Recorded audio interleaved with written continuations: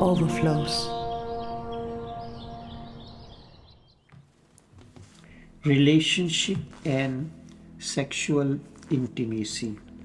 Relationship and sexual intimacy are deeply connected. Relationship means sexual interaction and intimacy. On the contrary, to relate is an altogether different matter. We consider that when puberty and physical maturity comes, we can start a life together. Life together meaning a relationship, and relationship means sexual intimacy and sexual interaction. There is a prescribed age when one can get a driving permit. Also, one gets voting right after a certain age. But sadly enough, there is no such prescribed age for starting a sex life. Each life begins in one way and soon ends up in disarray. Each stumbles in such an ocean of chaos that no way to swim across to reach the other shore. I have always wondered why Sufi sheikhs insist on marriage as essential before initiating the person as a seeker. Certainly, there are and have been exceptions to this. Marriage is the process of male-female energies coming together, interact, and thus continue journey together through relating. But we do not know how to relate with one another. Focus shifts from relating to relationship. Looking deep into your relationship, you will notice we spend nearly 20-25 years of our precious life in university campuses learning this discipline or the other. We graduate from the universities with honors, degrees, and credentials. We are told now your education is complete and you can enter the world. Most of us have no idea what lies ahead of us. We have answers to questions relating to chemistry, physics, etc., but have no answers to simple questions that life asks on a day-to-day basis. And we find ourselves in conflict and inner chaos. Such is the life of each one of us.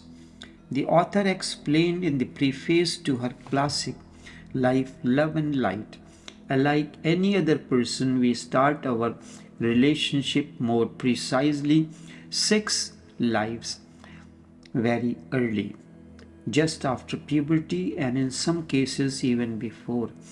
As a result, most lives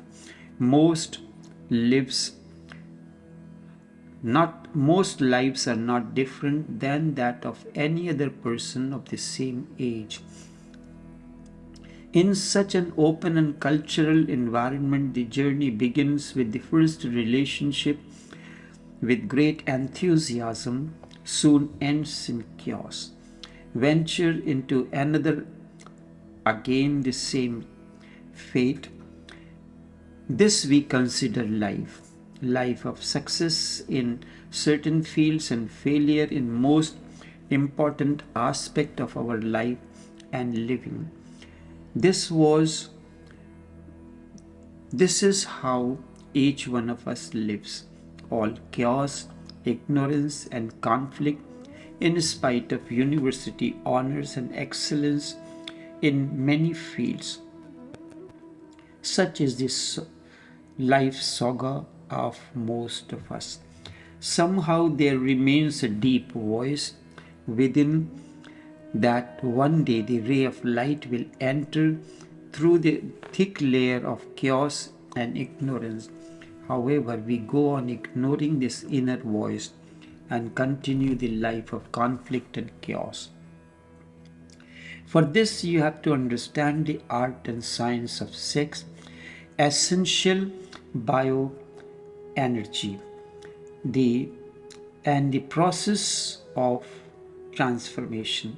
Transformation requires reliving unfulfilled moments. Without this, transformation cannot be imagined.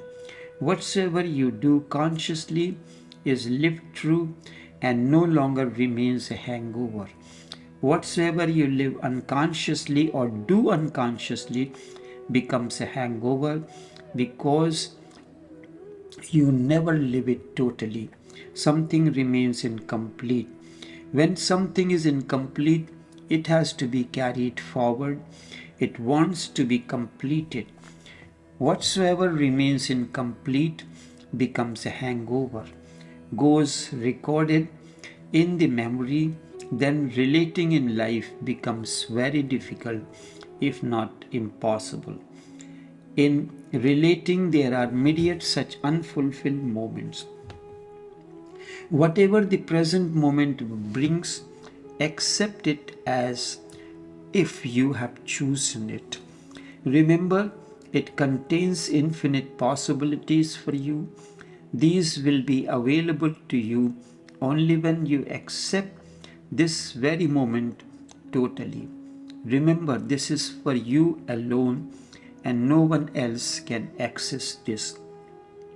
Also, it contains your unconscious and subconscious memories that you may have to relive if that may be necessary. However, once you accept, your path will be clear and the journey of transcendence will not only begin, instead gain momentum. When love evolves out of the quicksand of emotions, it gets wings to reach the vast sky and then it begins to float. Rarely one reaches to this state. Then, for the first time, you experience another dimension of love. It has two aspects.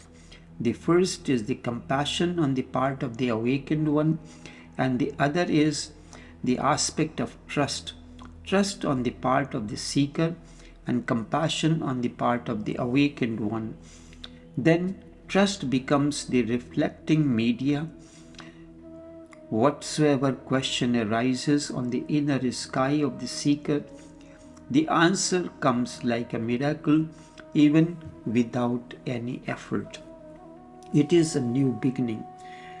Thus, when the journey begins, first slowly, with so many doubts lurking behind conscious mind, but as the communion, both silent and words begin, slowly and slowly continued. In that light, many conflicts begin to recede like a defeated army. There is no logical argument left for that, but the journey still continues. You begin to understand many simple questions that life asks on a day-to-day basis. You realize love as an unseen but realized truth. We are not aliens nor as strangers joined. We are bound to each other by a causeless force that we know as love. Love is awakening. Love comes as wisdom that we neither care nor cherish. Sex energy is no different. Sex energy is no different from the energy of breathing, energy responsible for, or any kind of energy like prana or yogic culture that is necessary for the survival of the body. Except these energies are stuck in cycles. Their flow is cyclical and for specific kinds of purposes. This is important to create a structure this is survival, but that is not the case with the cyclical movement of the sex energy.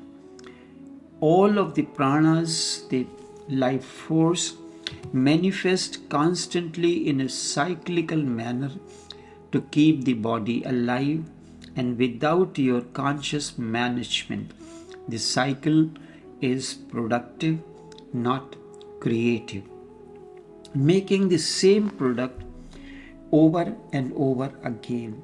Sexual energy moves in a cycle, of course, as long as it is in the body, but with no purpose or influence, at least till the puberty. It is relatively free, and you are also free to direct it in which way you like. This is what children do. This is what children do. Their energy is moving freely, and this influences their behavior. All children are intelligent and creative.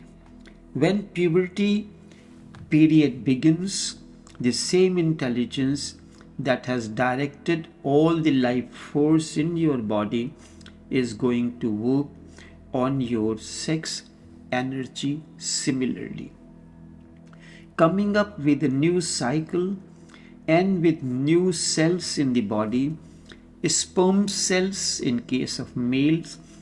This life force will be directed to be sent outside of the body in males to complete the last step of survival, reproduction, which is having more of the same or productivity. I have explained difference between creative and productive mindset here. Live like an artist.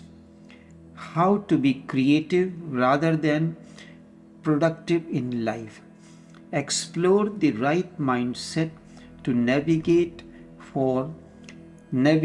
our days. Work becomes about happiness and growth. Creativity is more significant than productivity, but our emphasis remains on productivity than creativity.